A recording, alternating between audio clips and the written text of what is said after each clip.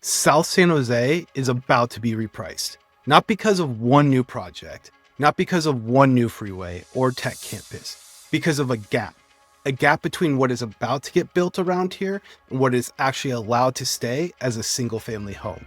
And almost nobody pricing houses right now is paying attention to it. If you own an Almaden, Cambrian, Willow Glen, Blossom Valley, Santa Teresa, or Evergreen, this video will change how you think about your house. I'm Michael Rolfs. I grew up in Almaden.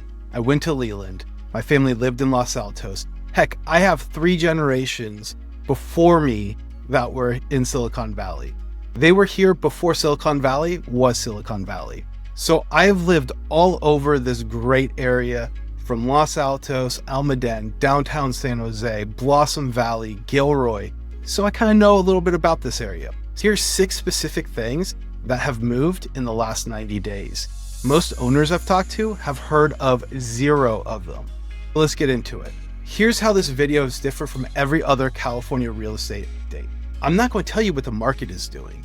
I'm going to tell you what's happening to your block, because that's the part that actually moves the value of your house. If you bought your home in South San Jose between 1985 and 2018, you bought into a system, a certain kind of street, a certain kind of zoning, a certain commute. That system is being rewritten right now. Some of it in Sacramento, some of it just a few miles from your front door. Here's the takeaway I want you to walk away with. The highest and best use of your land over the next 10 years is probably not what it was over the last 10. That changes value. That changes timing. That changes what you should be doing with the house, even if you have 0 plans to move. And at the end, I'll tell you what I would actually do if I owned here right now. In October of last year, California signed SB 79 into law. You're going to hear that number a lot over the next 2 years. Let me give you the plain English version. If your land sits inside roughly a half mile of a high quality transit stop like a BART, light rail, or frequent bus, the state now allows significantly more housing on that land than the city's zoning used to permit. 4 to 7 stories near major stations. Smaller increases the further you go. This does not mean every lot becomes a 7-story apartment overnight. It absolutely does not mean the city is going to bulldoze your cul-de-sac. What it does mean is that the legal ceiling on what can be built near transit just got dramatically higher. And the legal ceiling is the thing that prices land. Here's the part that matters to you. South San Jose has more frequent transit corridors than most owners realize. The 22 and 522 down El Camino. Capitol Expressway has light rail. Blossom Hill and Branham stations. Draw a half-mile circle around each of these, and you start touching parts of Cambrian, Willow Glen, parts of Blossom Valley. The single-family homes inside those circles just got more valuable as land, not necessarily as houses, because the legal use of that land has now changed. That's the floor. Everything else we're about to talk about sits on top of it. This isn't theoretical. Let me show you what's already being built. For 20 years, the joke around here was VTA will get to BART eventually. Eventually finally has a date. The Eastridge to BART regional connector is under active construction right now. About 2.5 miles of new light rail tying Capitol Expressway directly into the BART system. Here's why that matters for South San Jose pricing. The thing that held South San Jose value back for 2 decades isn't the houses, it's the commute. Once you can step onto light rail in East San Jose and reach Oakland or San Francisco without a car, that commute premium that pulled buyers north and into Sunnyvale or Mountain View starts to compress. This doesn't suddenly make South San Jose equal to Palo Alto, but it definitely will narrow the gap. And in this market, narrowing the gap by even 5 to 8% is enormous. Now, combine this with SB 79, because remember, SB 79 keys off transit stops, so you just added new ones. New transit makes new land more valuable. The law just made it legal to build more on that land. That's compounding. Transit law is one thing. Let me show you what it actually looks like on the ground. 605 Blossom Hill Road. a 7.4 acre VTA site directly next to the light rail station. Roughly 300 plus total units with a mix of market rate and affordable housing, plus ground floor retail and public space. As of this year, the design is still being tweaked, including changes to the affordable building height. With the affordable phrase expected to break ground first, this is what gets approved next to a transit station now, not someday. A mile and a half away, you have the Branham station site. The current plan is 45 townhomes, mostly 3 and 4 bedrooms, with a portion reserved for extremely low-income families. This is VTA's first ever for-sale home ownership project next to light rail in this market. Housing is expected to break ground later this decade and complete before the 2030s really get underway. Here's why both of these matter, even if you don't live next to them. When a 300-unit project drops into a neighborhood, 3 things happen. 1, retail upgrades, coffee, restaurants, gyms, daycare. 2, the school zones shift.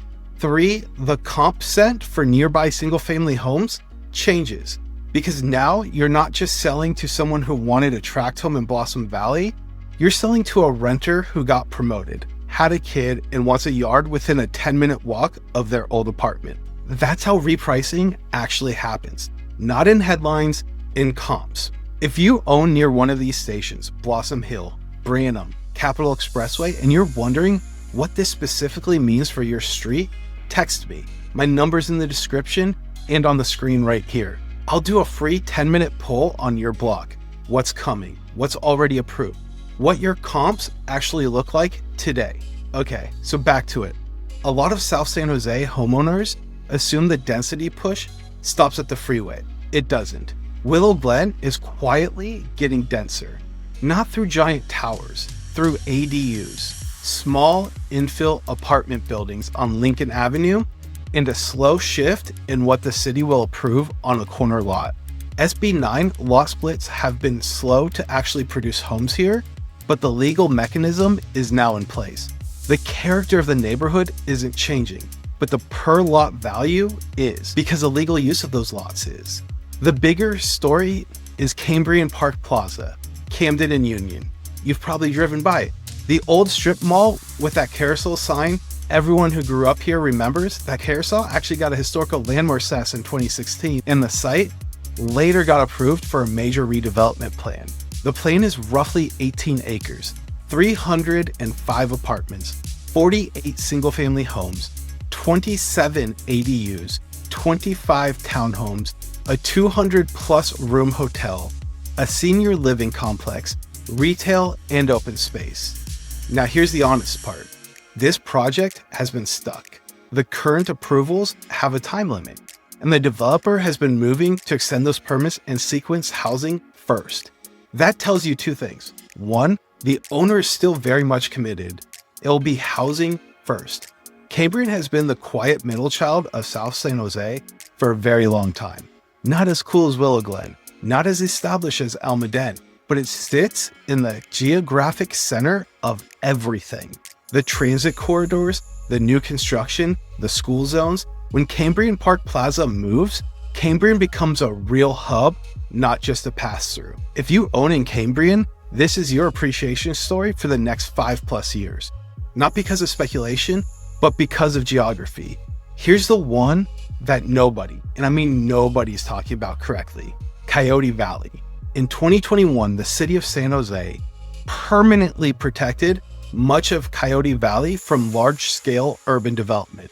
The land south of 101, the open space between San Jose and Morgan Hill, that land is not coming on the market as large-scale housing or office developments. Not in any planning horizon that matters for our lifetimes. This sounds like a lifestyle story. It's actually a pricing story. Here's the math. The Bay Area is short hundreds of thousands of units. The state just passed laws to force density. The transit is being built. The demand is not going away. And the one giant piece of land that everyone used to assume would absorb the overflow, Coyote Valley, is permanently off the table as an urban expansion area. That means every new unit of housing has to be built inside the existing footprint. Inside Almaden, Cambrian, Willow Glen, Blossom Valley, Santa Teresa, Evergreen. There is no escape valve. So combine SB 79, legal density goes up, Blossom Hill, Branham, and Cambrian Park, it's already being built. Coyote Valley, there's no new land. You get a very specific outcome. Single-family lots inside the South San Jose footprint become harder and harder to replace, which is the textbook definition of a repricing event. Single-family lots inside South San Jose's footprint become harder and harder to replace. One more piece. This one almost never makes it into a real estate video. The power grid. Recently, grid operators selected LS Power to strengthen the power network serving the San Jose area. Construction runs through the second half of this decade, with PG&E expected to operate and maintain the upgraded line once it's energized. PG&E is also quietly upgrading local grid pockets across the South Bay. This isn't sexy, but housing density doesn't work without more grid capacity. Multi-story buildings, EV chargers, induction stoves, heat pumps, all of it pulls more amps than the 1970 tract homes infrastructure that it was designed for. The neighborhoods getting grid upgrades right now are the neighborhoods the state and utilities have quietly decided are going to absorb the next 20 years of growth. That tells you where the long-term bet is. If your block recently got a substation or transformer work, that's a signal. Put it all together. Here's what that actually means if you own here. If you own a single-family home in South San Jose right now, you own 3 different assets at the same time. Most people only think about one of them. Asset 1, the house, the structure, the kitchen, the roof. This is what most agents value, and it's the least interesting part of what you own. Asset 2, the land, the lot your home sits on. Under SB 79 and SB 9, the legal use of your lot may have just changed. That changes its value independent of the house sitting on it. And Asset 3, the location inside a constrained footprint. Coyote Valley is closed. Density is forced inward. Transit is being built. The number of single-family lots that will ever exist inside this footprint is fixed and shrinking as bigger projects consume some of them. So when I tell a client the highest and best use of your land over the next 10 years is probably not what it was over the last 10, this is what I mean. The house you bought in 1998 to raise your kids in is, in 2026, a piece of constrained supply, transit adjacent, legally upzoned land. That is a very different financial instrument than what it was when you bought it. 3 honest takeaways. 1, if you've been thinking about selling, the question isn't, is the market up or down this quarter? The question is whether your block is inside or outside one of the buffers. That changes your timing. 2, if you're staying, this might be the year to think seriously about an ADU, a lot split, or a remodel where the neighborhood is going. The legal options just opened up. 3, if you're a parent, grandparent, or you've got a family who owns here, Proposition 19 plus SB 79 together create real planning opportunities. That's a different video, but it's worth a conversation. That's the picture. 6 forces, 1 outcome. South San Jose is being repriced from underneath. And most owners are pricing their house off what their neighbors sold for in 2022. That's not the right comp anymore. If you want me to walk through what this means for your specific street, not a market report, not a brochure, an actual sit down with the data on your block, text me at 408-504-0385. Hit the link in the description. Free, no obligation. I'll tell you straight if there's nothing to do right now. I'm Michael Rolfs, born here, raised here, still here. If this was useful, hit subscribe. See you guys on the next one.